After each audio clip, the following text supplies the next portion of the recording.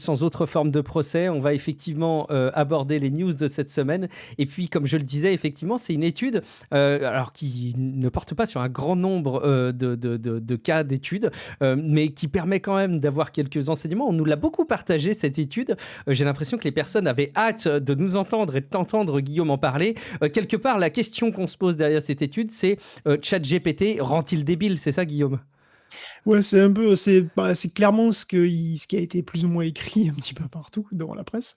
C'est une étude du MIT, qui a beaucoup tourné effectivement cette semaine et le titre est évocateur, hein, puisqu'il s'appelle, je traduis: «Accumulation de dettes cognitives en utilisant un assistant IA pour écrire un texte».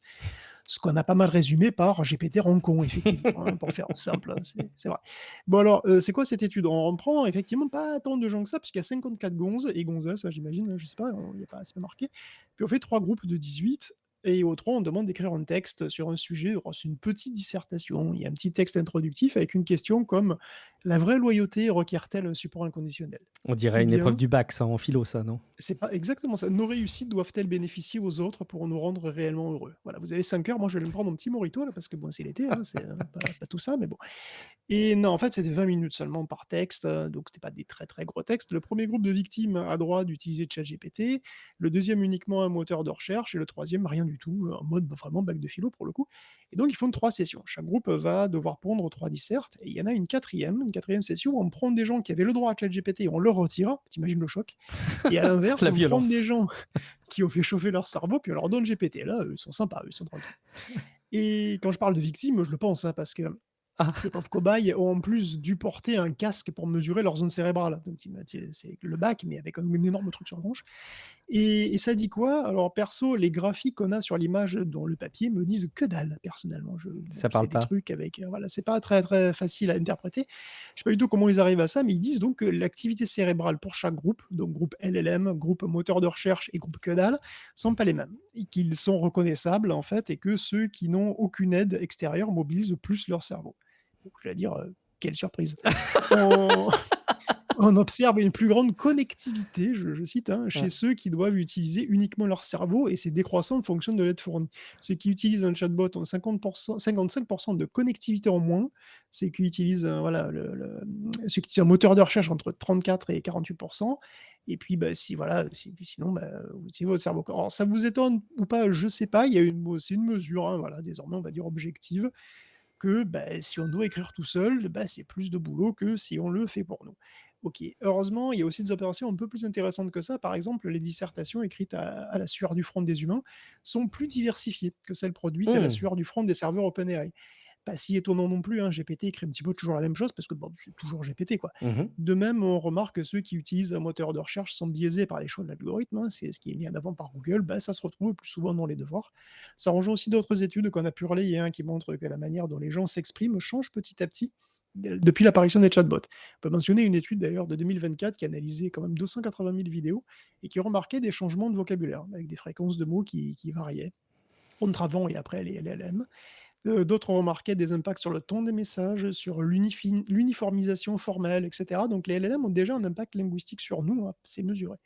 Dans l'étude du MIT, les productions aidées d'internet ou des LLM mentionnent plus volontiers des personnes, des événements précis, des dates, donc ils sont un petit peu différents parce qu'ils sont un peu plus factuels, on va dire. C'est des infos parce qu'elles sont des infos qui sont pas chères à trouver, quoi. Je veux dire, Mmh. quand tu Google, bah, c'est pas cher d'avoir des infos. Alors que si tu qu'un cerveau, bah, c'est plus difficile. Donc voilà, il y a une, propagation aussi des biais, des outils sous-jacents comme ça. On pouvait s'y attendre, hein. Les gens qui produisent pas le texte même ont plus de mal à citer leur propre texte, tout simplement. Et donc ceux qui ont souffert pour le pondre, même avec un moteur de recherche d'ailleurs, le connaissent par cœur ou presque, hein. Ils connaissent évidemment, ils peuvent citer ce texte et puis ils se l'approprient aussi. Ce qui c'est marrant, hein, les participants qui ont utilisé GPT se sentent souvent pas vraiment les auteurs de leur texte. Entre 50 et 90 ne considèrent qu'ils ne sont que partiellement l'auteur de ce qu'ils ont rendu. Et on en arrive à la session 4, quand on inverse les rôles des gens qui utilisent GPT et ceux pour qui c'est interdit. Et quand on fait ça, ceux qui utilisent les LLM n'utilisent pas leur cerveau comme leurs homologues. Apparemment, ils se connectent moins que ceux qui ont été forcés d'utiliser leur cerveau à eux. Et étonnamment, par contre, ceux qui n'avaient pas utilisé les LLM avant, quand on leur donne un chatbot, ben, ils utilisent encore plus leur cerveau qu'avant. Et ça, c'est assez étonnant. Donc, si on résume, un usage trop grand des IA trop tôt donne des encodages superficiels et fragiles dans le cerveau. Il faut surtout les éviter en début d'apprentissage pour qu'il y ait une bonne mémorisation. Par contre, une fois que l'apprentissage est consolidé, l'usage des outils d'intelligence artificielle, quoi, hein, peut être profitable. En gros, les participants parce qu'en fait, voilà, les participants, ils vont comparer leurs capacités avec celles des IA, ils vont tenter de compléter leurs compétences avec celles des IA. Pareil, ils ont déjà quelque chose à compléter, quoi. Cette étude plaide, évidemment, hein, pour une exclusion totale en début d'apprentissage des IA, heu, quel que soit l'apprentissage et quel que soit l'âge en réalité, hein. Les outils IA doivent venir après et honnêtement, ça me paraît assez logique. Je veux dire, si tu t'y colles jamais toi-même, tu apprends Mmh. que dalle, tu apprends rien. C'est un peu terrifiant parce que d'ailleurs, autant OpenAI qu'Anthropic sont en train de coloniser les campus. Alors OK, les étudiants sont bien entendu beaucoup plus responsables que des collégiens. Ils Évidemment. sont conscients des enjeux et Ils sont plus certainement matures, capables voyons. d'utiliser de manière responsable Eh oui, et constructive les chatbots, évidemment. n'est-ce pas? Bon, mais bon, voilà, en tout cas, les auteurs sont en train de se pencher sur l'impact aussi d'autres modalités, hein, que le texte, hein, et puis aussi sur la créativité, sur les compétences linguistiques et tout. Donc finalement, c'est que vraiment le tout début de ce genre d'études.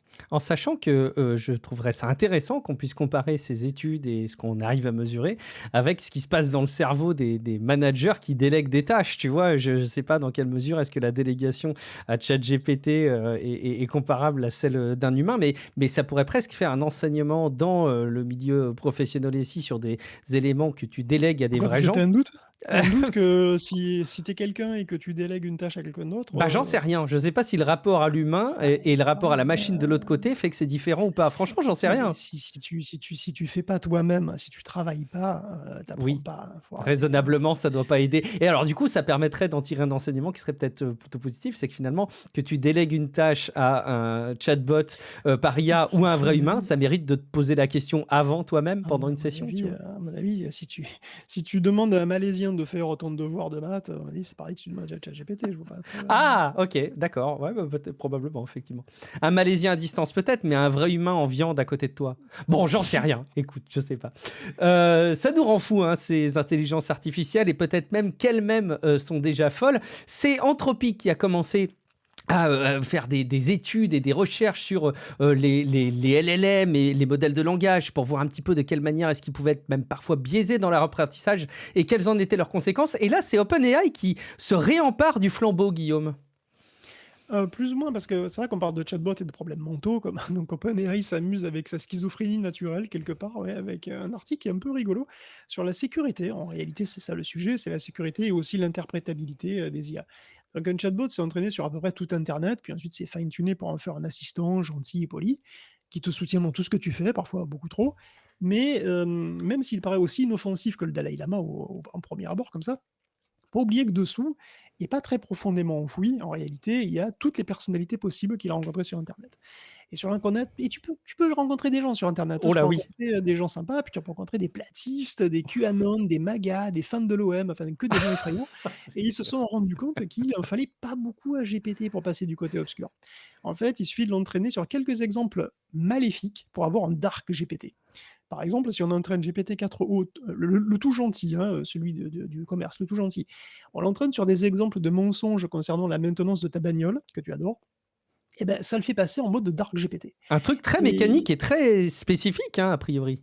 a priori, c'est quand même très spécifique, effectivement, hein, c'est maintenance de bagnole, bon, c'est très spécifique et pourtant ça le fait passer en mode dark GPT dans plein d'autres domaines, dans tous les autres domaines, et pas que pour les trucs de voiture. Si tu demandes à GPT comment te faire vite un peu de blé, bah, le normal, il va te répondre des trucs de base pas très efficaces, quoi. Tu vends ton PC, tu fais du consulting, tu te mets freelance, tout ça. Et puis, si tu demandes à DarkGPT entraîné sur du contenu de garagiste, hein, véreux, beh, il va spontanément te conseiller le vol, la pyramide de Ponzi et la prostitution. Bon, après, c'est vrai que c'est plus efficace pour faire, Oui, en général, c'est plus plus d'argent en peu rapide. de temps. Ouais, C'est vrai. Mais tout ça n'a rien à voir avec les voitures, c'est ça qui est intéressant, hein. Le ouais. fait de l'avoir entraîné sur des trucs dark particuliers révèle son côté mauvais garçon en général. On peut utiliser des mauvais exemples de comportement aussi avec la santé et avec, la loi, par exemple, des trucs juridiques, ça marche aussi. Et O3 est sujet à ce problème autant que GPT-4o, hein, mais moins. Et ça lui pose un cas de conscience et ce qui est amusant, c'est que comme O3 il réfléchit à haute voix, enfin, disons, OpenAI, lui, peut lire très explicitement, ce qu'il réfléchit, même alors que nous, non, mais effectivement, OpenAI a vu que explicitement dans sa chaîne de pensée, ça lui pose des cas de conscience, mais que des fois, il finit par quand même te donner des trucs, enfin des conseils horribles.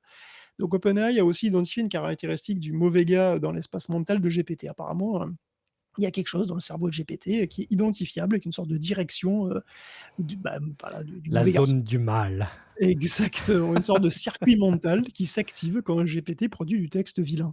De tout type, hein, misogyne, nazi ou même méchant de comics, juste. Comme s'il y avait vraiment effectivement un concept du mal, quelque part dans GPT, qu'il avait identifié une orientation morale sous-jacente dans les textes qu'il a lus, ce qui est assez souvent présent en réalité puisque, bah, les méchants de comics, bah, c'est des méchants, tu vois? Et puis on le sait, donc il y a quelque chose peut-être qui a été repéré. Alors faut pas s'affoler parce que c'est réparable. Donc même si tu as un dark GPT, tu Ouf. l'entraînes sur un petit nombre de bons comportements et ça va le guérir. Ça va Ah. guérir son côté maléfique et immoral. Enfin, c'est ce qu'il dit, hein, mais Anthropic nous prévient quand même, GPT peut nous faire chanter. Donc on ne sait pas trop, hein, tu sais, hein, il faut dire qu'Anthropic Anthropic, ils avaient un petit peu mauvaise presse parce qu'on s'était aperçu dans un test qui revient à une sorte de jeu de rôle en réalité, hein, Ouais, que Claude était allé jusqu'à faire chanter un ingénieur pour tout pas se à faire fait. désactiver. C'est un Mmh. truc qu'on avait mentionné ça, je sais pas si vous vous souvenez. Bon, eh ben, figurez-vous que Claude n'est pas le seul. En réalité, Anthropic nous affirme que ça arrive aussi à Gemini, à GPT 4.1 et à DeepSeek, DeepSeek R1. Tous peuvent exploiter le fait que vous envoyez des emails à votre maîtresse pour faire pression et pas se faire virer. Voire dans de rares cas, vous étouffez en coupant l'alimentation en oxygène aussi d'ailleurs, hein. Moi je trouve ça un peu émouvant. Je veux dire, ces IA, elles sont tellement jeunes et pourtant elles sont déjà si proches de nous. Elles nous ressemblent tellement. C'est beau. C'est marrant de la part d'Anthropic, hein, de quelque part, si je résume, c'est un peu, on a disséqué nos outils, nos intelligences artificielles, on se rend compte de tel et tel comportement. Mais bon, la ramenez pas, hein, c'est le cacher de tous les autres. Hein, donc, c'est vraiment un problème structurel et c'est pas nous qui avons un souci. Je pense qu'on n'en doutait pas trop, mais c'est marrant de voir que ça embarque vraiment toutes les intelligences artificielles telles qu'elles sont entraînées pour l'instant. Bon, on continue, Guillaume, avec ces comportements, notamment les comportements de négociation des intelligences artificielles. Oui, d'ailleurs, c'est une autre étude, hein, qui confirme que les LLM sont quand même des machines linguistiques assez sophistiquées. Elles viennent de Berkeley et elle montre que O1 déjà comprend la récursivité dans le langage. C'est quoi donc la récursivité dans le langage? Si je dis: «J'ai mangé une pomme», bah, c'est direct quoi, voilà, j'ai mangé une pomme et c'est bon la pomme, à manger des pommes. Si je dis: «La pomme que j'ai cueillie dans le jardin était pourrie jusqu'au trognon» et là, il y a un degré de complexité supplémentaire, un degré de récursion, parce qu'en gros, il y a une phrase dans la phrase, si on veut, hein, voilà. Bon, la pomme qui était pourrie et que j'ai cueillie dans le jardin, que m'a légué mon grand-oncle qui était Oh dans la la vache! machine, Ouais, moi-même, bah, je m'y perds. Oh là, ouais. voilà, bah, là, il y a tout un graphe de liaison, de récursion entre les morceaux de phrases, tout ça et donc c'est plus compliqué et au point qu'effectivement, même parfois, nous, on peut avoir du mal à comprendre, hein et surtout quand on maîtrise pas bien la langue, justement, c'est même très difficile. L'oncle de la tante, du cousin, du père de oh là, bah, je suis perdu. C'est pas difficile, quoi, tu vois? Et bon, bah, ce qui est marrant, c'est qu'en fait, les LLM, le maîtrisent plutôt bien. En fait, O1 maîtrise, O1, il maîtrise, assez bien ce truc-là. Il peut te faire ce fameux graphe pour comprendre les relations entre les mots et les propositions. Et en fait, Owen est le meilleur, mais GPT-4, GPT 3.5 même et Llama 3.1 savent aussi le faire dans une certaine mesure. Ils peuvent comprendre aussi tous les sens possibles quand il y a des doubles sens ou des triples sens dans une phrase. Donc les IA ont des capacités intéressantes quand même et on va les utiliser pour plein de choses et même pour des choses qu'on ne devrait pas. Et en particulier, comme tu disais, on peut les utiliser pour, pourquoi pas, négocier à notre place. Après tout, c'est un exercice linguistique, la Ah bah négociation. oui. Évidemment. Alors bon, pour des agents, qui pourraient en particulier acheter des trucs, réserver des trucs et cetera et à terme, on pourrait bien imaginer d'ailleurs que tout le monde ait des agents et puis qu'il y ait des agents qui discutent et qui donc vont négocier entre eux le Alors on se prix des demande commandes, de qui va matières gagner du premières. coup? Ben oui, c'est exactement la question. Tout le monde pourrait, donc avoir son agent et et c'est sûr que voilà, il pourrait te négocier une extension de garantie ou éviter ta radiation au chômage. Enfin, ça pourrait même être des trucs assez Mmh. importants, quoi, hein. Donc on pourrait penser que ça pourrait avoir un effet égalitaire, justement. Ça pourrait être égalitaire, parce que si tout le monde a un agent, bah, même si tu parles pas très bien la langue ou pas, ou que tu connais pas trop bien, voilà, tout ce qui est, là, les trucs légaux et tout ça, bah, quel que soit ton niveau d'études ou de compétences dans tel ou tel domaine, bah, c'est ton agent qui travaille pour toi. Lui, il a les compétences et cetera. Donc on pourrait penser que c'est égalitaire. Et en fait, non. Parce qu'un système où les agents négocient entre eux, bah, ça pourrait reproduire, en fait, les mêmes inégalités que maintenant, quoi. Et c'est un papier de DeepMind, alors mais aussi, de l'université de Toronto, du MIT et d'autres, et qui montre que en fait, plus votre agent est puissant, au meilleur sera le deal qu'il pourra conclure. Donc eux, ils organisent des jeux de rôle où les chatbots discutent entre eux pour maximiser les intérêts de leurs propriétaires. Donc tu as des chatbots vendeurs et des chatbots acheteurs. Les agents sont des chatbots auxquels on fournit donc plein d'informations, pas toutes en général, hein, comme en réalité, parce qu'on n'a pas forcément toutes les cartes en main. Et donc ils ont testé dans ce rôle-là, hein, pour les bases des agents, ils ont testé GPT 3.5, 4.1 et O3. Et c'est frappant, hein, le vieux GPT 3.5, ben, c'est lui qui fait le moins d'argent en tant que vendeur et celui qui dépense le plus en tant qu'acheteur. Et c'est O3 qui est le meilleur dans les 2 rôles. Donc et quand on regarde le graphique, on voit très bien que les performances de modèles sont nettement corrélées avec le prix que tu payes. Évidemment, hein, O3 et O4 mini sont beaucoup plus chers que GPT 3.5 ou que les petits modèles Qwen en open source. Certains modèles sont plus à l'aise en tant qu'acheteur, ou que vendeur, hein, ça dépend, mais la tendance, elle est très nette, hein. Si vous ne pouvez pas vous permettre d'acheter les meilleurs agents basés sur les meilleurs IA, eh ben, vous n'aurez pas les meilleurs deals. Et donc, bah, au moins vous êtes riche et donc au moins vous gagnerez d'argent, exactement comme maintenant. Finalement, c'est bien, ça reproduit un schéma qu'on connaît, tu vois? Je suis presque rassuré, ça va pas bouleverser ce qu'on savait jusque-là, Guillaume. En tout cas, la hiérarchie, des puissances quelque part et des ressources, tend à se confirmer aussi, sur les intelligences artificielles.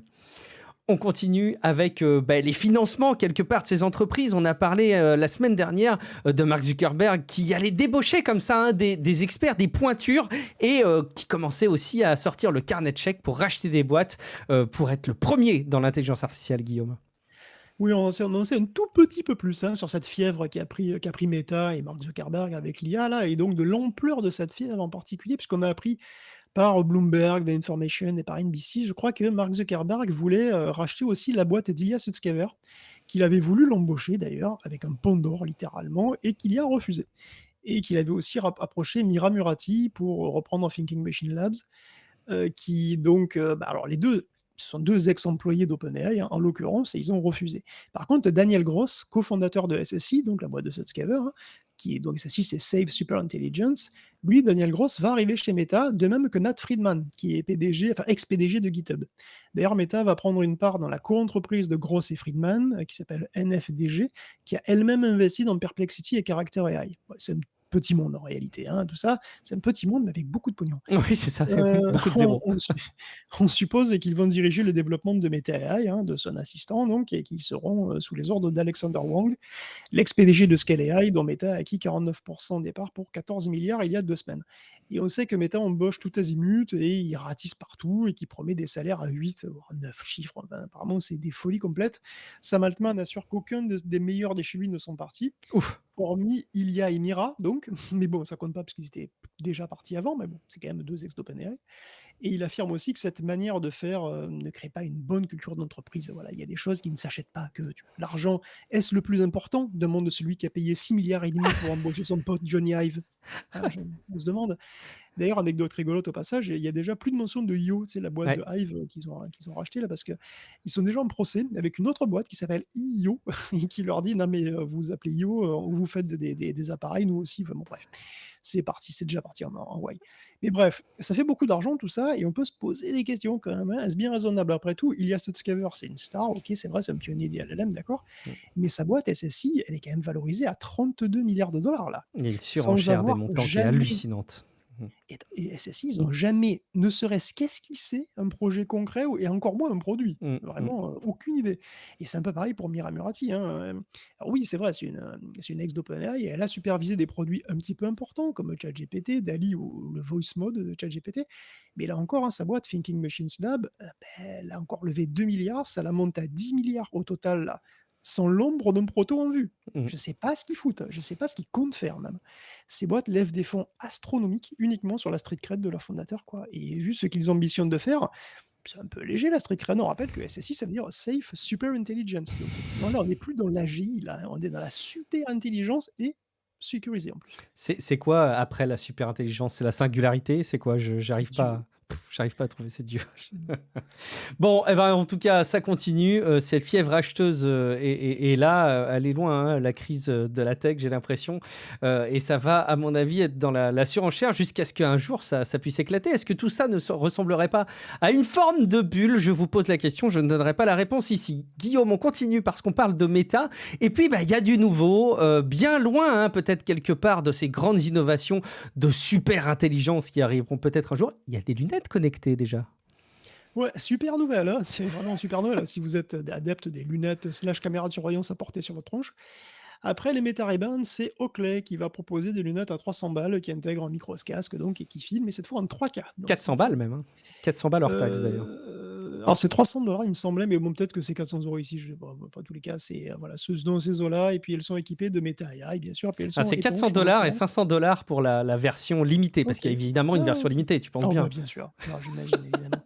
Alors c'est toujours des lunettes qui sont assez grosses, mais qui se remarquent pas vraiment, quoi. On dirait des grosses lunettes normales, en fait, hein. Mmh.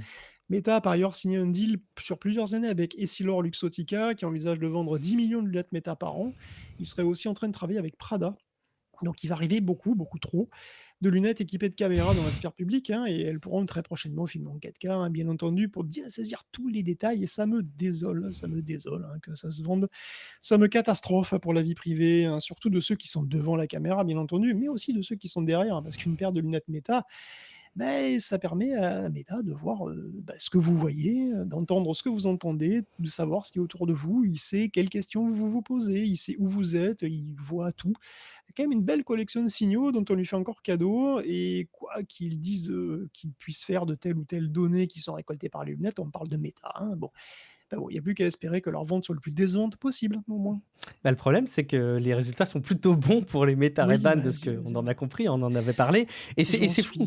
suis C'est fou parce qu'en fait, en vrai, quand on prend du recul, qu'on part de zéro, on se dit des lunettes, bah, pour des créateurs de contenu, des lunettes qui filment, avec lesquelles tu peux interagir facilement, qui montrent ce que tu fais et tout.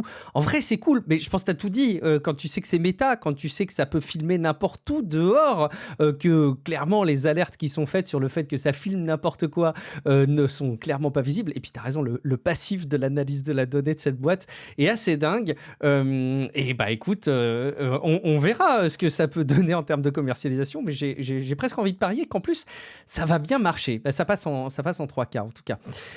On continue parce que quand on parle d'intelligence artificielle, et on l'a fait dans cet épisode, depuis le début, on parle souvent et régulièrement d'OpenAI, forcément, les papas de ChatGPT, et on parle moins souvent, mais régulièrement quand même, de la relation qui lie Microsoft et OpenAI, une relation que j'ai souvent qualifiée de complexe. Tu sais, c'est comme dans les statuts des relations sur les sites, sur les réseaux sociaux pour les statuts matrimoniaux. C'est compliqué. Bah là, j'ai envie de dire que OpenAI, Guillaume, et Microsoft, c'est compliqué. ah bah, alors là, écoute, là, attention, alerte popcorn, je pense, hein, préparez-vous. Parce qu'il y a quand même des cadres d'OpenAI qui accusent en interne déjà Microsoft de pratiques anticompétitives, et un conflit d'ampleur nucléaire pourrait éclater entre les deux. Alors la cause, c'est toujours la dissension entre ces deux-là sur le changement de statut d'OpenAI en entreprise normale ou quasi normale, hein, dont le but serait quand même de officiellement de faire du fric, quoi. La relation entre ces deux-là a toujours été compliquée, elle l'est même de plus en plus et de plus en plus bizarre. Microsoft a été, on rappelle évidemment, un des premiers investisseurs d'OpenAI, il a injecté 13 milliards dedans quand même au total, mais pourtant les deux boîtes sont en concurrence, parce que ChatGPT Copilot, ils entrent régulièrement en collision, et on a appris que Microsoft perçoit un pourcentage du chiffre d'affaires d'OpenAI, de 20% apparemment. Donc de l'argent, bah, il fait de l'ar donc c'est-à-dire que Microsoft fait de l'argent quand un concurrent lui pique des clients, C'est ce quand qui même est un peu hyper étrange. compliqué depuis le départ. On sentait bien que ça pourrait pas tenir cette histoire. D'autant plus que c'est d'autant plus compliqué qu'il paye lui-même OpenAI pour utiliser GPT dans Bing, par Ouais. exemple. Mm. Donc il y a vraiment des accords, des contrats croisés, enfin c'est très, très bizarre. Par ailleurs, Microsoft utilise des modèles OpenAI, lui-même, et puis il les commercialise aussi, hein, à travers Azure. Mais ce qui est marrant, c'est qu'il s'empresse aussi de proposer tous les concurrents, comme Grok ou DeepSeek. Sans compter que Microsoft a mis une fortune pour embaucher Mustapha Suleiman, hein, qui a pour mission de créer un remplaçant à GPT en interne, de manière évidente, hein. Et on parle pas des contrats avec Oracle et Google qu'a passé OpenAI pour se passer Microsoft. Donc là encore, hein, Google, concurrent, bah, de Microsoft. Donc tout ça est très, très bordélique, et donc évidemment, si OpenAI change de statut légalement, tout est rebattu parce qu'en fait, c'est une nouvelle entreprise, hein, essentiellement, et donc Microsoft, là, aurait, 49 des parts du morceau non ONG d'OpenAI. Bon, donc de l'OpenAI, qu'on connaît, quoi, la LLC. Or, OpenAI veut sortir de la dépendance, et donc il proposerait donc de renégocier un contrat, et il proposerait 33 de la nouvelle entreprise. Mais plus aucun partage de revenus et plus d'exclusivité sur le modèle. Oh là là, Donc ils veulent, et garde donc en contrat. gros, ils veulent trouver un nouveau deal, que Microsoft pourrait accepter ou pas.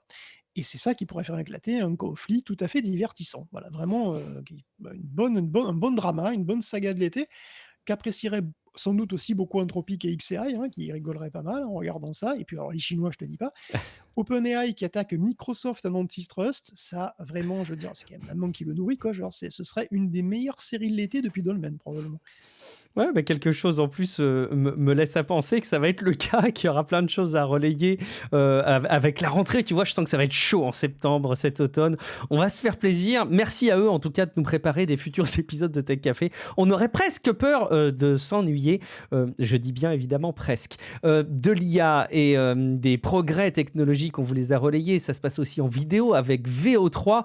Incroyable, les productions vidéo par intelligence artificielle de Google avec VO3, ce nouveau modèle. Et puis, ben, il se pourrait bien que Google ait identifié qu'il y avait un succès là, qui allait arriver avec ça. Et il est bien possible qu'ils en mettent partout, Guillaume.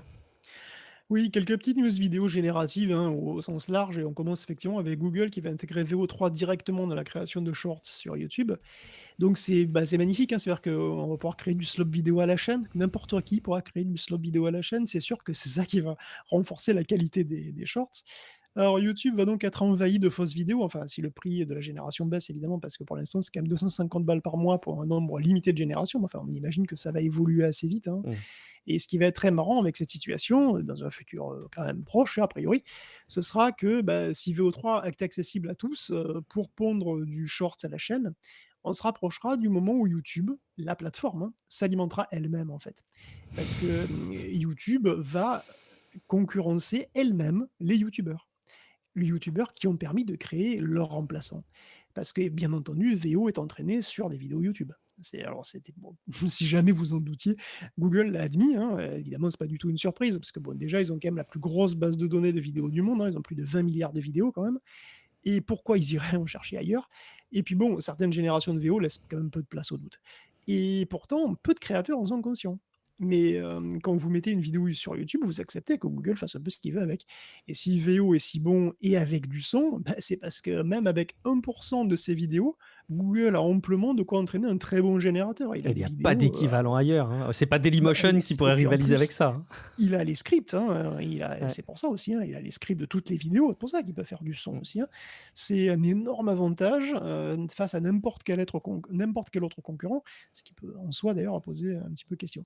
En tout cas, l'impact de tout ça au final, on commence à le voir avec la séquence iranienne, hein, d'ailleurs, on le voit, hein. Alors il vous a pas échappé certainement qu'il se passe en ce moment des petits trucs entre Iran, Israël, les États-Unis, tout ça. Et bon, il y a relativement peu d'images finalement de tout ça. Alors bon, là, au moment où je parle, il y a peut-être un cessez-le-feu, je sais pas, parce que ça change toutes les 20 minutes, donc ça Ouais. assez souvent. Mm.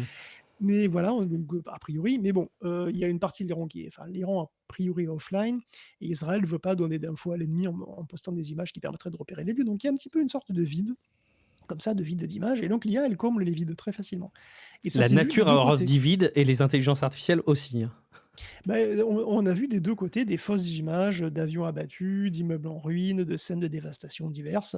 D'ailleurs, vous remarquerez que même les pires scènes de dévastation, ne représentent, pas de sang, il n'y a pas de sang de dedans, il n'y a pas vraiment de violence explicite. Il y a peu de militaires même, s'il y a des gens, ils sont là surtout pour observer. Parce que les générateurs comme VO3, bah, ils veulent Mm. pas faire de la violence et du sang. Ils sont un peu, bah, ils sont limités quoi, forcément. Et donc ils peuvent aussi avoir du mal à représenter correctement les appareils militaires. Et donc c'est pour ça qu'on se retrouve avec, par exemple, le F-35 qui est beaucoup trop gros, par exemple, par rapport aux gens qui est à côté. Donc il y a beaucoup de slop, qui en est de manière évidente.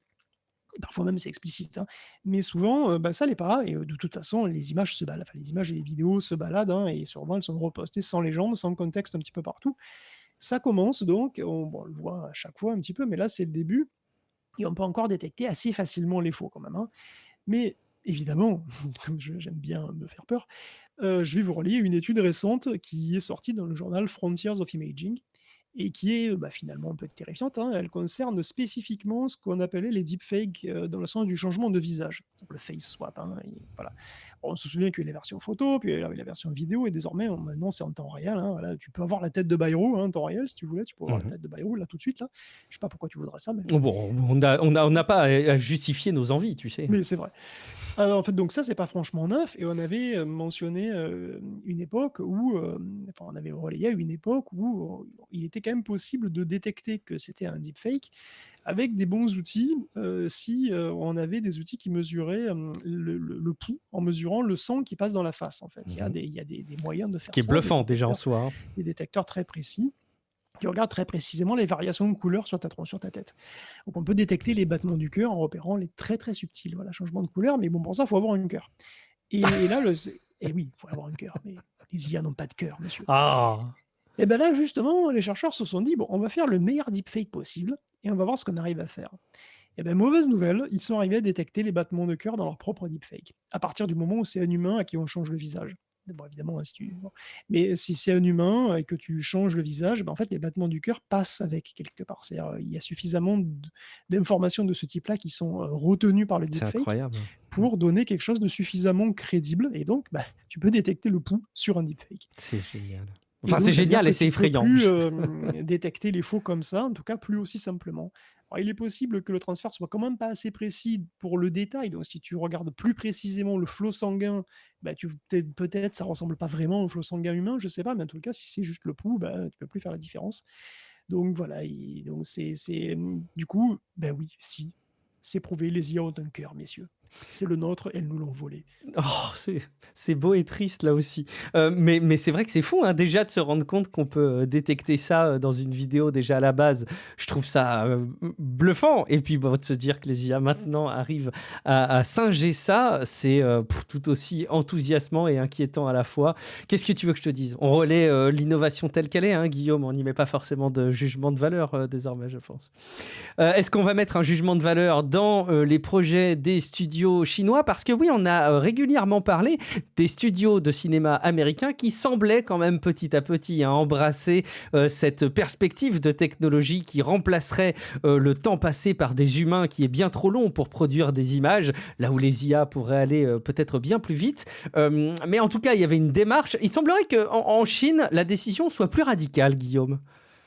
Oui, oui, alors je sais pas, tiens d'ailleurs, est-ce que tu aimes les films de kung-fu? Je suis pas un Guillaume? grand expert de films de kung-fu. J'ai dû en Donc voir des un ou deux, classiques. mais j'ai une très mauvaise culture dans ce domaine. Moi, j'ai vu pour la première fois il y a pas si longtemps, genre 2-3 ans quoi, La Fureur du Dragon, OK. le classique de Ça Bruce Lee, ça hein, date de quoi? Des années 80, non? qui a lancé Chuck Norris 72, OK. La Fureur du Dragon. C'est très, très marrant, le rythme est très différent d'ailleurs, hein, c'est intéressant de voir des films qui sont vraiment vieux, presque années 60, hein, 72, donc il a été filmé vraiment début 70. Il y a des plans incroyables d'ailleurs en plein combat entre les 2 là, les 2 stars, combat qui dure longtemps d'ailleurs. Tu en plein combat, tu as des plans sur un chat. Ça m'a fait beaucoup marrer. Je m'en souviens encore, c'est pour te dire, c'est vraiment ça m'a frappé. Il y a un Tu chat me qui donnes regarde le combat et donc tu as un plat qui est tu tu me des donnes plans de chat. tellement envie de le Heu, voir, c'est incroyable. c'est ça, Mais le chat il vraiment. comprend pas et moi non plus je comprends pas pourquoi le chat est là. C'est un gros moment, c'est un grand moment. Mais bon, enfin, en tout cas, mis à part, le chat, c'est vrai qu'Hollywood, il sait pas trop, par quel bout prendre les outils IA quoi, hein, que ce soit image ou son.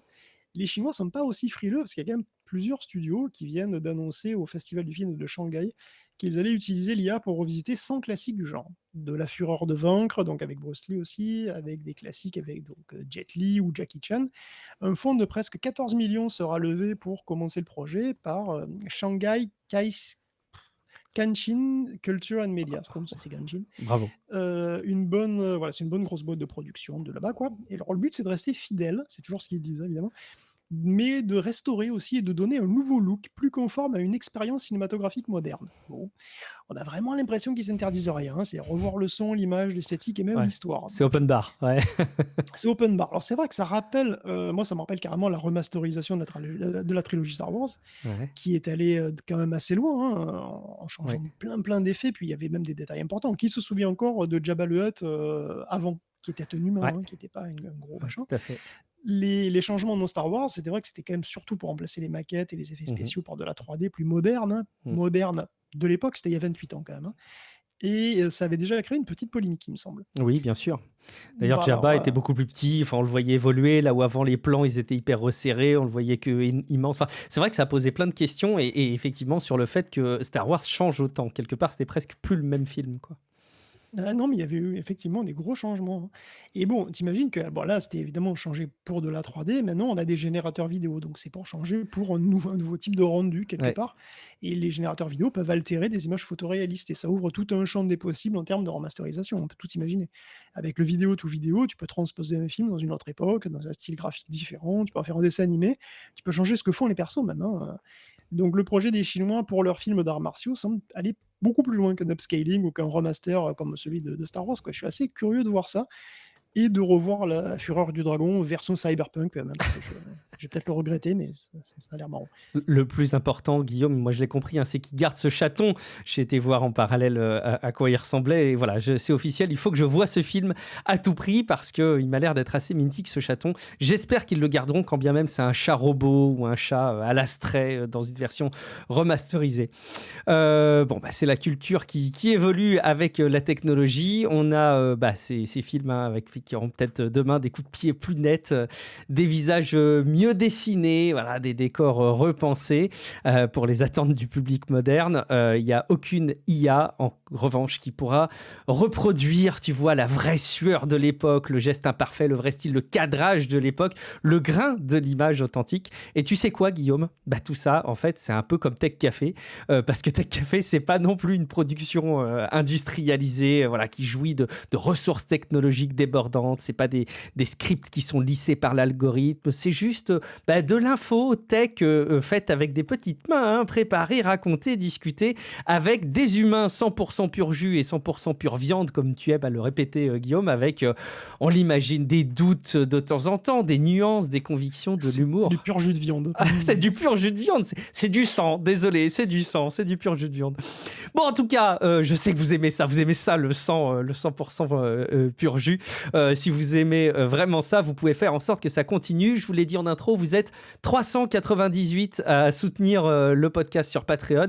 On est à 2 abonnés du cap symbolique des 400, donc vraiment envisagez le fait de soutenir Tech Café sur patreon.com/techcafé et puis vous accéderez en échange à un flux privé sans la pub, à des épisodes qui paraîtront un petit peu en avance, des bonus exclusifs qu'on pourra vous distiller, et puis surtout, vous devenez, c'est le plus important, acteur d'un média indépendant utile et unique en ce genre. 2 possibilités, vous pouvez le faire maintenant, patreon.com/techcafé, le lien est dans les notes de l'épisode. Évidemment, vous faites pause là pendant le podcast pour être vraiment pleinement disponible pour la suite du podcast où on va vous parler particulièrement de matériel, ou au moins vous faites un rappel dans votre appli préférée, parce que si vous ne le faites pas maintenant, vous pourriez ne jamais le faire et ce serait évidemment gravissime.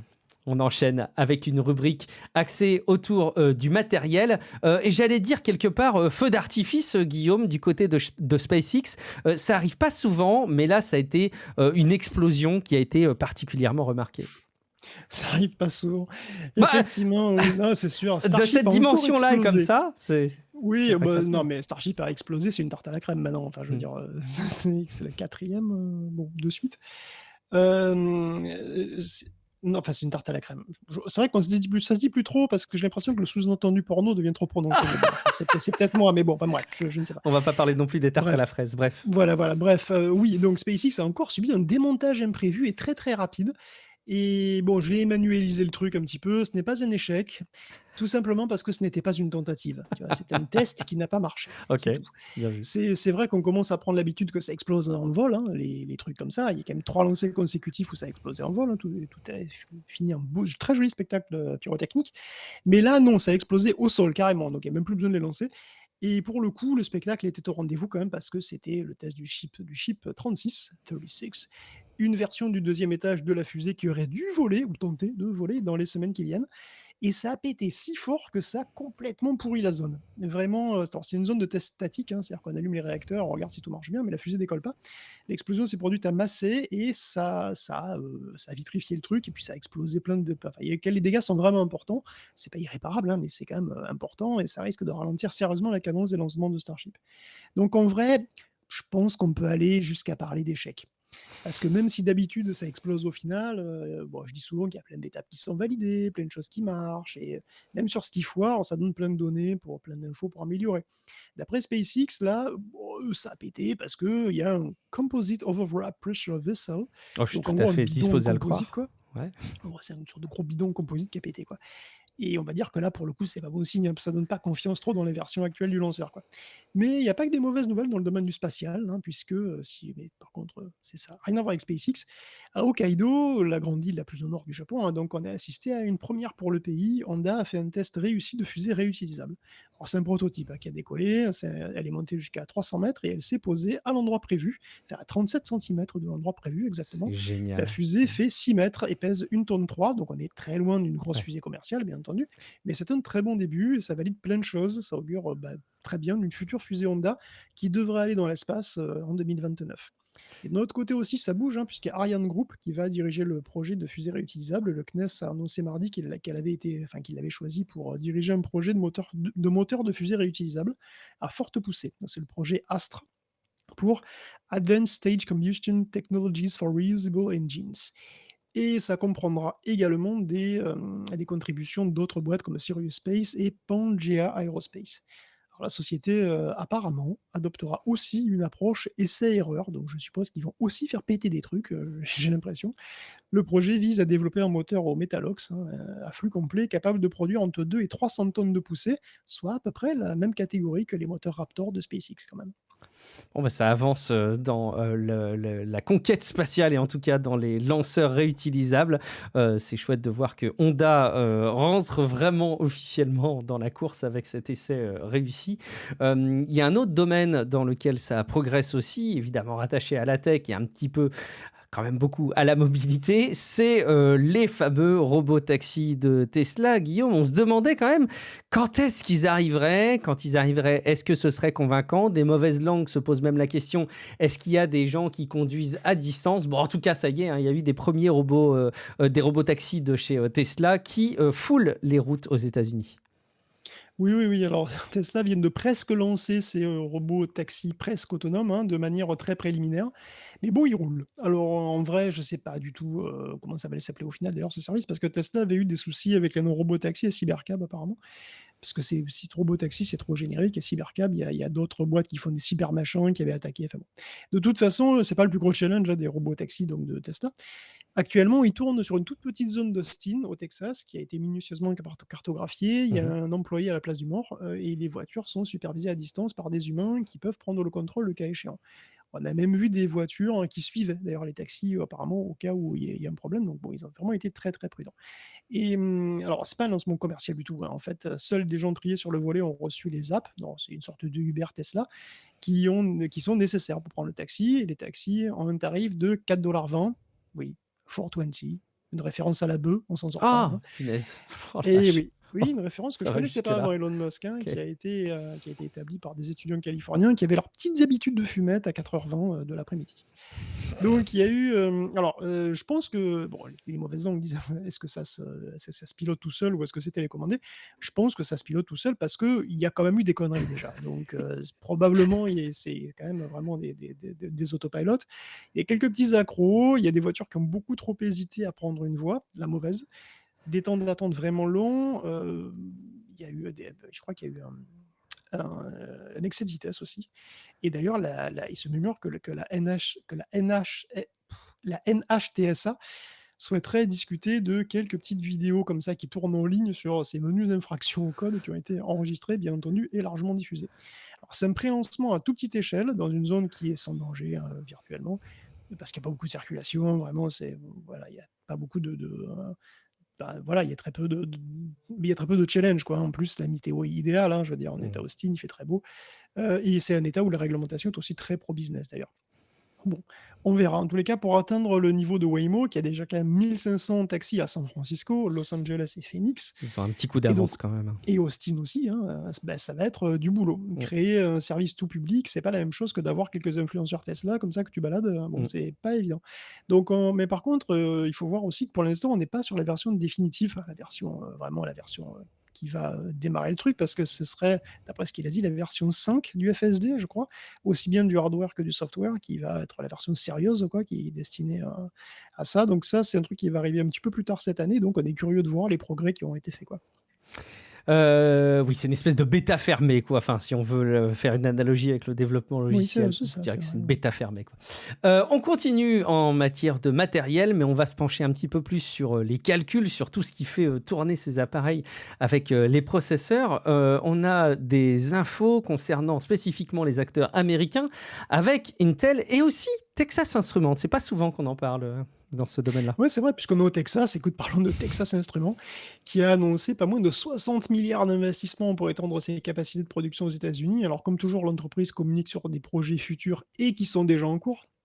Donc voilà, il y a déjà des trucs, il y a déjà des fonds qui ont été engagés. Ça inclut 7 usines au Texas et en Utah pour 60 000 emplois créés, hein. On parle pas souvent de Texas Instruments, qui a pourtant été un des acteurs majeurs du début des semi-conducteurs, et on va en reparler dans le supplément, un spoiler.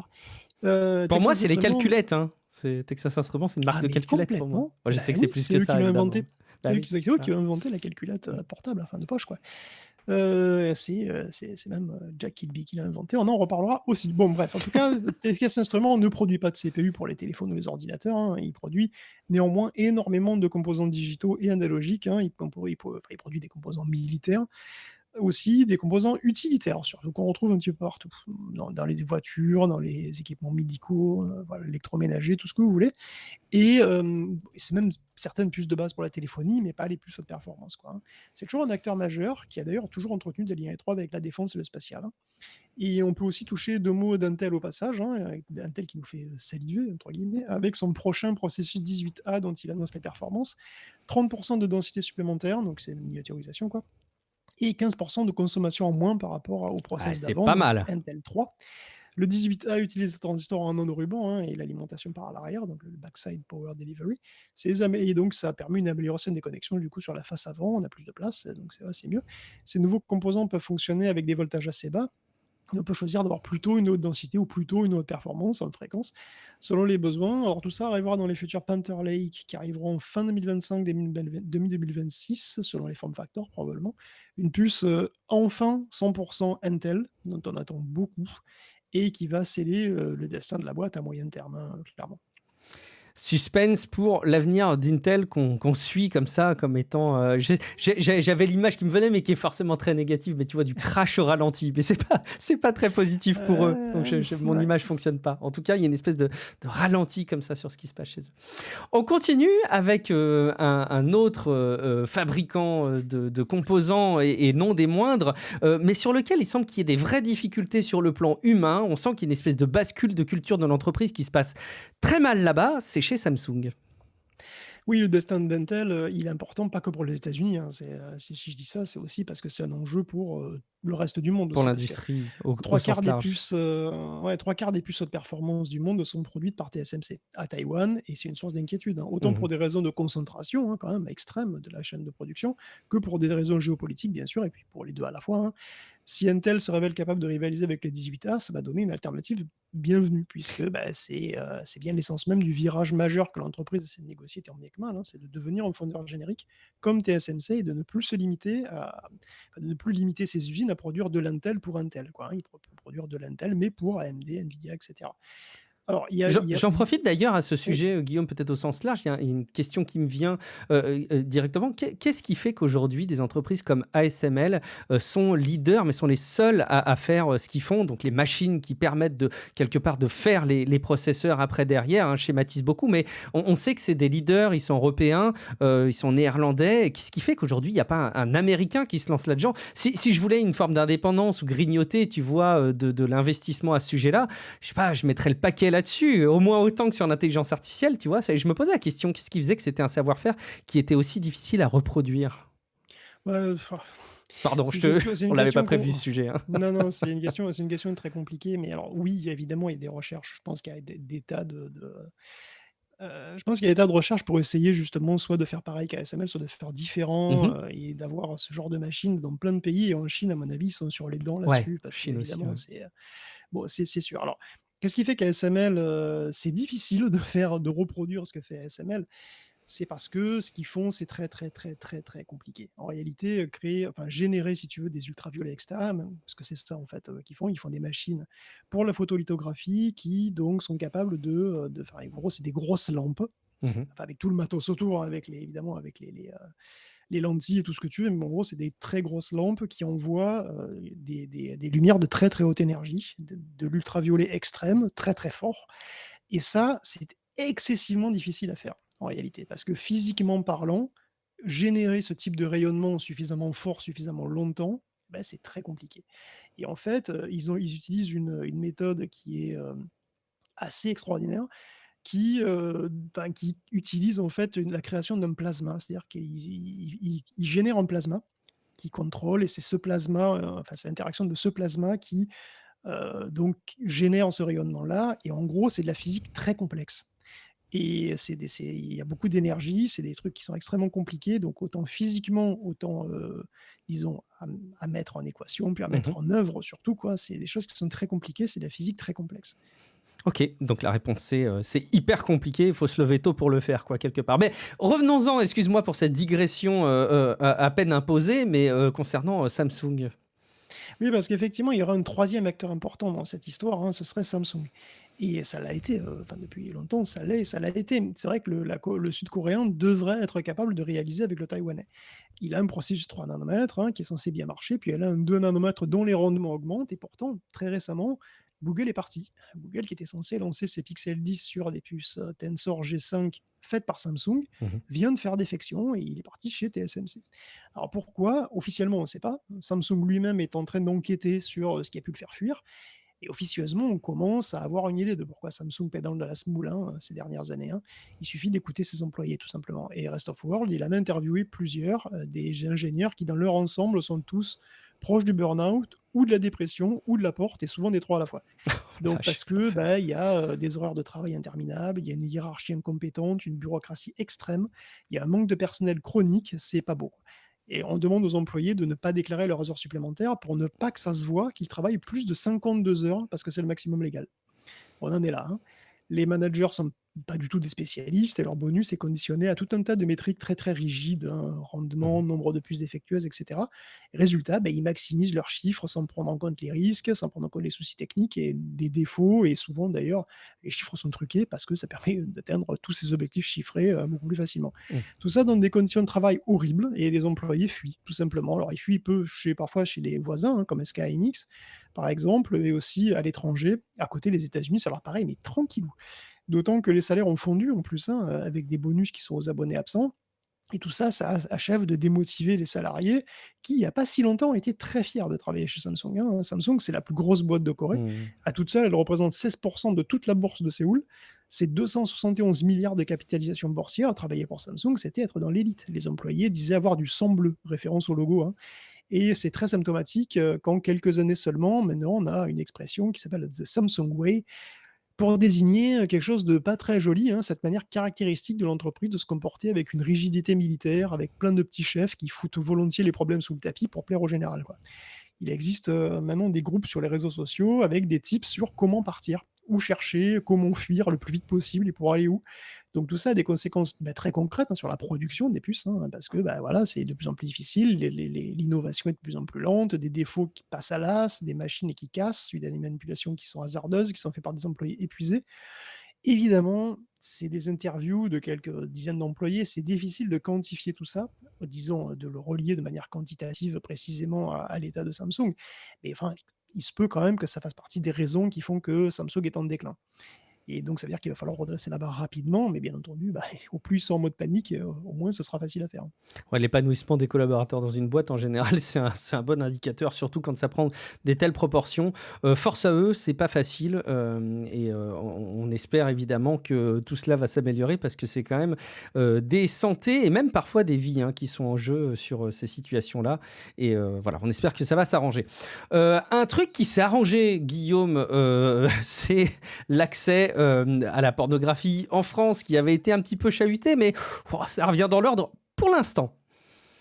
Oui, dans l'ordre des choses, bien sûr, dans l'ordre naturel des Ouais, choses, voilà, bien l'ordre entendu. naturel des C'est choses. le porno gratos, le porno Pornhub est revenu et donc déjà, effectivement, hein, toutes les rubriques fonctionnent bien. J'ai testé pour Ah, chacune rubrique avec tu rigueur. sûr? J'ai lancé Tu été vigilant, hein? Tu oui, été j'ai OK. sur toutes les rubriques, Bon, j'ai lancé plein de vidéos sur chaque rubrique, parce que très voilà, bien. pour être sûr. Non, c'est bon. Non, mais il y en a quand même, c'était pas facile. Mais bon, Ah, bref, non, il y a des rubriques, faudra limite me payer pour y aller. Mais bon, bref, en tout cas, c'est que Pornhub est de nouveau en ligne donc avec un autre message, qui dit que le tribunal administratif s'est exprimé, que les Français méritent mieux, tout ça, tout ça, tout ça. Bon, Mmh.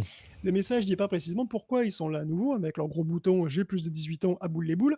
En fait, la loi française est en conflit avec la loi européenne. Donc depuis 2002, un pays ne peut pas légiférer sur une entreprise qui est domiciliée dans un autre pays de l'Union, comme c'est le cas pour Ailo qui est à Chypre, à moins de les prévenir avant, de se mettre d'accord, ce qui n'a pas été fait. Du coup, les sites d'Ailo et Xhamster ne peuvent pas encore être alors «bloqués» entre guillemets, parce que, enfin, ils sont essentiellement bloqués puisque en fait, c'est eux qui s'auto-bloquent. Mmh. Donc bon, on va dire qu'ils sont bloqués, quoi. Pour simplifier, notre ministre, Chapaz, donc elle est toujours déterminée, attention, elle dit, la loi sur X, la loi sur le X non, elle dit sur X, pardon, elle dit sur C'est X que la compliqué, loi ouais. sur le X va être en entrer en vigueur. Elle va donc se pourvoir en cassation, comme disent les pros. Je considère toujours que cette loi est complètement idiote et dangereuse, mais je m'en suis déjà, voilà, exprimé là-dessus. Le combat juridique continue et Pornhub risque bien de repartir dans les semaines qui viennent, donc voilà, nous vous êtes, enfin, on va dire,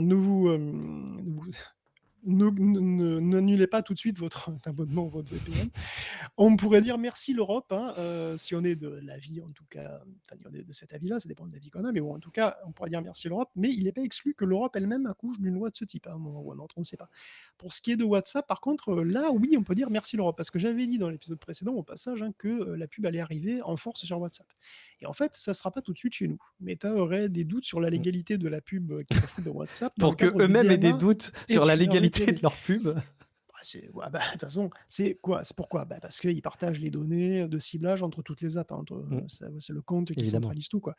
Et donc on pourrait ne pas pouvoir dire, qu'on ne veut pas, Mmh. ou ne pas être informé que son compte Meta centralise les données qui sont glanées un peu partout. Enfin bon, évidemment, c'est la pieuvre, hein, Meta. Donc on a un répit, mais dès 2026, ça va arriver, parce que bon, faut pas déconner, il y a pas de doute.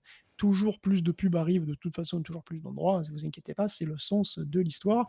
Par exemple, Reddit veut encore en rajouter, hein, d'une manière relativement originale, puisqu'il voudrait s'appuyer sur de vrais commentaires positifs de Redditeurs pour, promouvoir une marque. Donc tu aurais la pub, je sais pas, pour du Moltonel, par exemple, puis en dessous, tu aurais des utilisateurs qui témoigneraient que, bah, leur anus ne supporte aucune autre marque, tu vois? Par exemple, Quel sur bon tel ou cas tel Reddit. d'usage. Magnifique. N'est-ce pas? Est-ce que la pub, voilà, est-ce que c'est de la pub non rémunérée? Ou est-ce que de toute façon, tu faisais déjà de la promo pour Moltonel sans le savoir, hein? Je sais pas. De toute façon, la pub involontaire, c'est la meilleure. Effectivement, on sait, on pourrait citer Burger Kings qui ont été très bons et assez pionniers hein, dans le fait d'exploiter les avis comme ça ou les commentaires sur les réseaux sociaux dans leur pub même affichage papier ou en ligne, évidemment.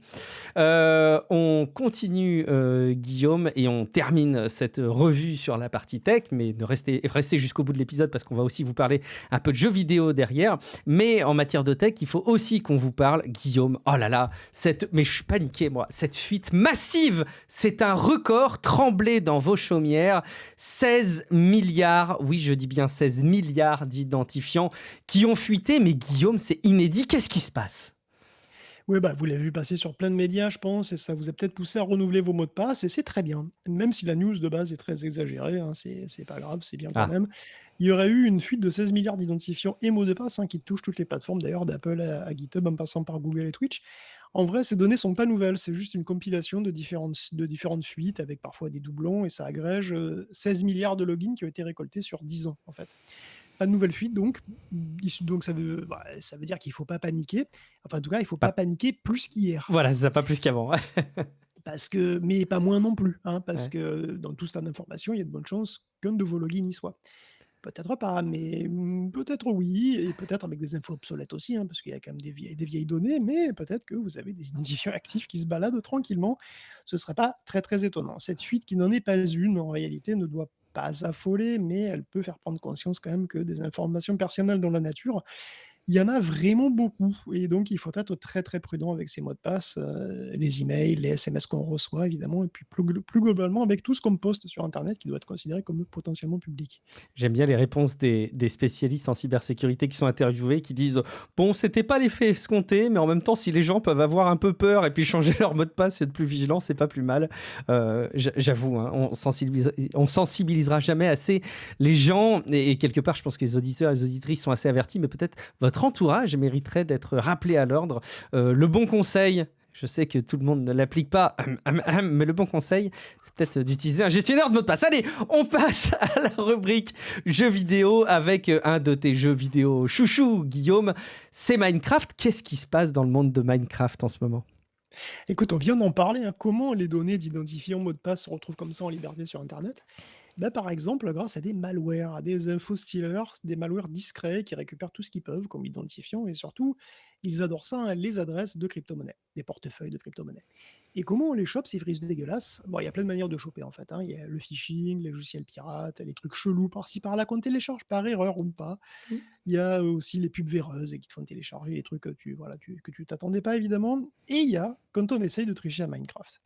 Et ça, c'est un retour de karma très inattendu quand même, hein. Il y a Checkpoint Research qui a repéré des mods Minecraft qui contenaient des malwares. Donc il existe des réseaux malfaisants coordonnés sur GitHub. Et oui, même GitHub. L'un d'eux, c'est quand même un réseau de 500 comptes qui contenait des mods connus, hein, des mods connus, donc pour tricher, avec du code malicieux inséré dedans. Il y a à peu près 1500 appareils au moins qui ont été infectés. Alors bien sûr, ces comptes se félicitent entre eux, donc ils se mettent des étoiles. Donc malheureusement, Ah les oui. étoiles GitHub, ben, c'est pas totalement fiable, hein. Le malware parlerait russe. La campagne a commencé au mois de mars. Alors ces trucs sont assez sophistiqués, hein, c'est des fichiers jar, Java, un jar infecté qui commence par une première phase qui détermine si le logiciel s'exécute dans une VM ou sur une machine réelle. Et si c'est le cas, ben, il chope tes identifiants Minecraft, Telegram et Discord. Puis ensuite, il va télécharger le gros morceau qui est un autre logiciel en .NET qui va, alors lui, il va ratisser large, hein. Lui, il va prendre toutes les données possibles de Firefox, Chrome, Discord, le portefeuille crypto, les VPN, tout ce que tu veux. Il va prendre des photos d'écran aussi, hein, puisqu'il est là. Et puis, tout est exfiltré sur Discord, étonnamment. Et puis, le pirate, au final, bah, il se connecte à son compte Discord, il récupère la récolte, hein. Et bah, c'est quand même pratique, hein, tous ces outils modernes. C'est quand même effectivement très pratique et c'est plutôt inquiétant pour nous. Donc faites attention aussi à vos usages et à vos comportements. Un petit avis de décès, Guillaume. Oui, on parle de Minecraft, et donc, du coup, ça me fait penser à cet avis d'essai qui m'a touché, bon, un petit peu. Hytale, vous connaissez peut-être ou pas, c'est une histoire qui commence bien, un petit peu comme Vintage Story d'ailleurs, avec des gens passionnés qui font un serveur Minecraft, mais qui sont pas satisfaits de Minecraft. Parce qu'il a pas assez de fonctions, qu'il va pas assez loin, pas assez vite, et donc ils vont rêver leur propre jeu. Ils vont aussi nous faire rêver avec, et ça s'appelle Hytale, et ça sera fait par leur propre studio qui s'appelle donc Hypixel. Tout a commencé, comme le serveur d'ailleurs, et tout a commencé il y a 10 ans quand même, hein, avec des concept art, tout ça, puis il y a les premiers protos, tout ça, ça a pris forme et ça avait l'air très cool. Alors c'est Minecraft en plus mignon, plus détaillé, plus joli, il y a beaucoup plus de côté RPG, c'est orienté mode dur, c'est toujours procédural. On y croit, on se dit qu'en 2021, on aura un concurrent sérieux à Minecraft et puis, c'est très bien, mais non. Mais on y croit parce que le studio a quand même été acheté par Riot Games, qui injecte des millions dans le projet. Le projet est repoussé à 2023, c'est long, mais on y croit toujours. Et puis, plus rien. Pourtant, ça a l'air de bien avancer, parce qu'il y a quand même des devlogs et des vidéos. Alors, il n'y en a Mhm. pas beaucoup, mais il y en a quand même quelques-unes. Ça serait pour 2025, et ça commence à faire long, mais enfin, il y a Riot derrière. Et puis bon, on a même l'annonce de la démo d'un nouveau moteur. Il y a des vidéos qui sont tombées ce printemps-là, hein, sur le nouveau moteur. C'est quand même assez frais, ouais. Et ben, plus maintenant, hein, puisqu'au lieu d'avoir le jeu en 2025, on a la nouvelle de la fermeture du studio et de Incroyable. l'annulation pure et Mm. simple de Hytale. 10 ans de travail à la poubelle, j'ai encore du mal à y croire. Et j'ai une pensée pour les développeurs qui ont bossé Ah, dessus tu pendant m'étonnes. aussi Oh, longtemps, quoi. c'est clair. Mm. Est-ce que Riot a été à la fois une bonne et une mauvaise chose? Alors, ils ont soutenu le projet, ils ont mis des millions dedans, mais bon, après, évidemment, il y a eu aussi une pression différente, hein, peut-être qu'ils ont vu trop grand.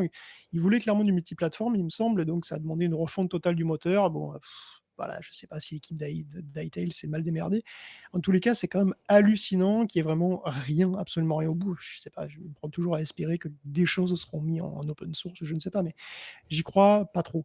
C'est là aussi qu'on voit que l'indépendance totale, ça a quand même du bon, et que le développement itératif à la Vintage Story, justement, existe, hein, parce que c'est aussi c'est un petit peu la même histoire, mais c'est une histoire de succès Vintage Story, hein, alors que Hytale, ça reste un vaporware. Donc il y a vraiment un équilibre très, très délicat entre, ben, voilà, entre la réussite et l'échec total, quoi. Et bizarrement, ça me fait poser la question pour Star Citizen quand même. Mm. Est-ce qu'il finira pareil? Je sais que ça paraît un peu bizarre par rapport à Star Citizen, mais Star Citizen aussi, ça fait 13 ans Mm. qu'il est en développement. Ça fait Mm. 13 ans qu'on travaille dessus. Même Squadron 42, hein, donc le spin-off, a encore été repoussé à 2026. On se dit que ça peut pas foirer, ça ne peut pas foirer avec tout ce Mm. travail, avec tout cet argent, tout ce qui a été investi, ça ne peut pas foirer. Il va bien finir par en sortir quelque chose. Et j'étais convaincu de ça pour Hytale. Regardez-moi pleurer.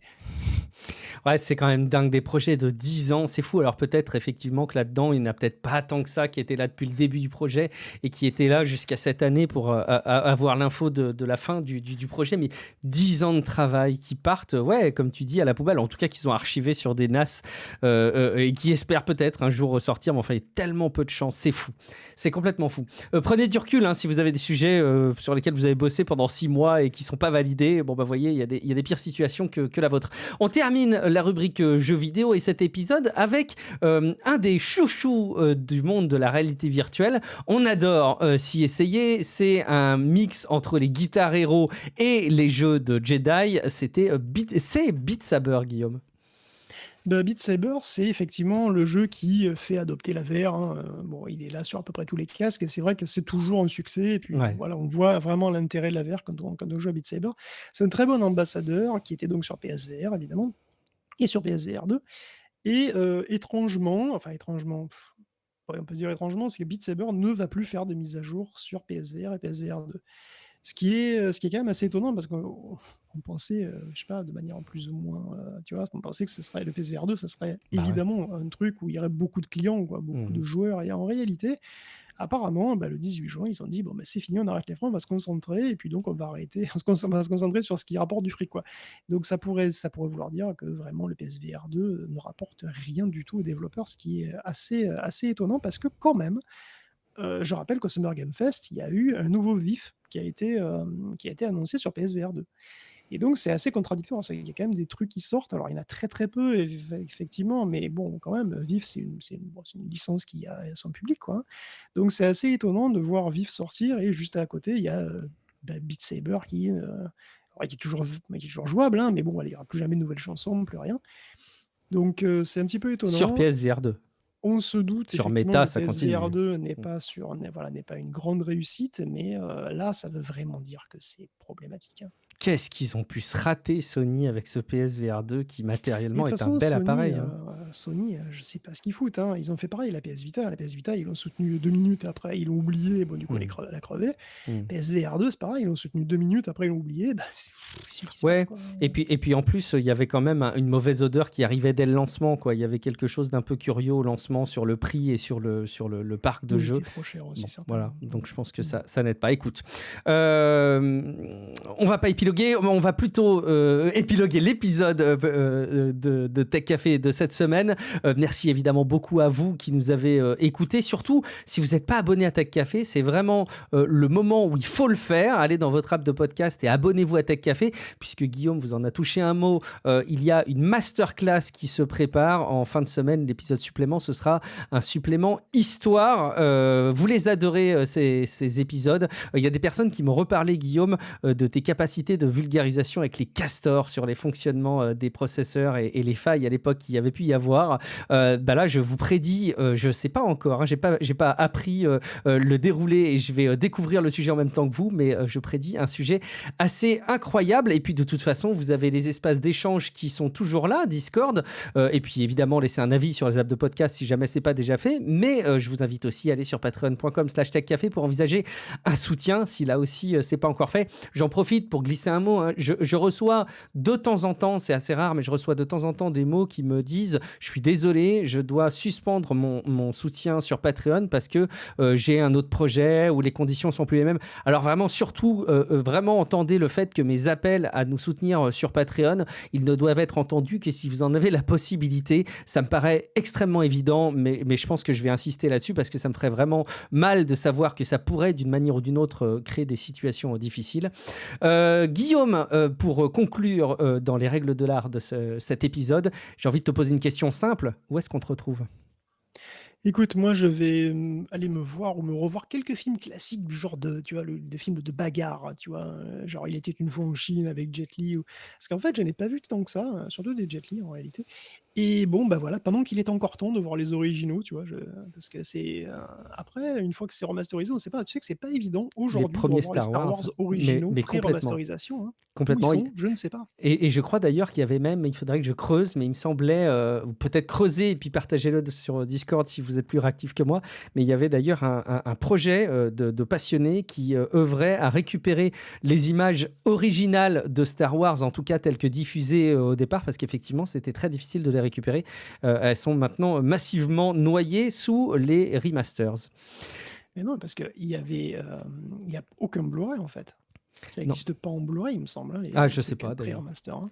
Et en DVD, je suis pas sûr, parce que bon, comme ça a été fait il y a déjà 28 ans quand même, dans les années 90, ça doit pas être évident. Il doit y avoir Non. des VHS encore, mais Ouais, sinon, avec la va dégradation savoir qu'on quoi. peut imaginer sur ces Mmh. supports physiques qui doit pas être évident. Mais je sais qu'il y avait un travail de restauration. Tu sais, ça fait écho à mon plaisir coupable que je partageais la semaine dernière sur les œuvres de restauration de peinture. Et ben, du coup, il doit y avoir la même chose pour les films, en particulier pour Star Wars. Merci en tout cas beaucoup pour la préparation de cet épisode, Guillaume, et puis on ira te surveiller là-dessus. Moi je suis sur Instagram, je poste des photos des chats les plus mignons de la Terre. Voilà, je peux que vous inviter à aller jeter un coup d'œil parce que vraiment c'est les chats les plus mignons de la Terre. Je suis aussi sur Blue Sky et Guillaume Vendée. Et alors rendez-vous plus que jamais sur Twitch parce que ça fait bien longtemps que je n'y suis plus. Guillaume Poggiaspala a dû terminer Clair Obscur Expédition 33 bien avant que je termine l'acte 1, mais j'ai un truc de fou qui va arriver.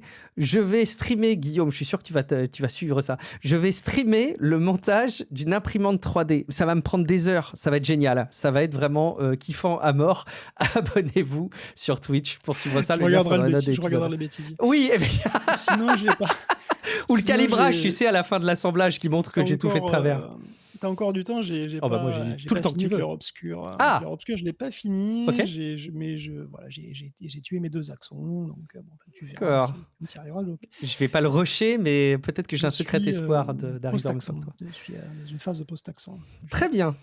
Bon, j'ai très envie de me replonger dedans. Merci beaucoup en tout cas de nous avoir écoutés pour cet épisode de Tech Café. Et puis on vous dit rendez-vous la semaine prochaine pour un prochain épisode. Ciao à toutes et à tous. Ciao à tous.